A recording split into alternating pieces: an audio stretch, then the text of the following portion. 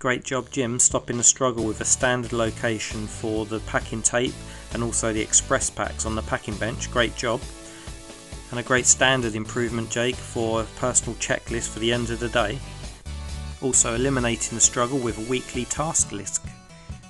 And a reminder to turn the laminator off every day. Good work. And another QR code Kanban, so scan the QR code and flip it over. Gareth setting the standard with a before and after of your new desk, so now you have a top on it and getting your tools in place. Great job on that. Alex, great job with a reminder to print the orders at 5 PM on weekdays.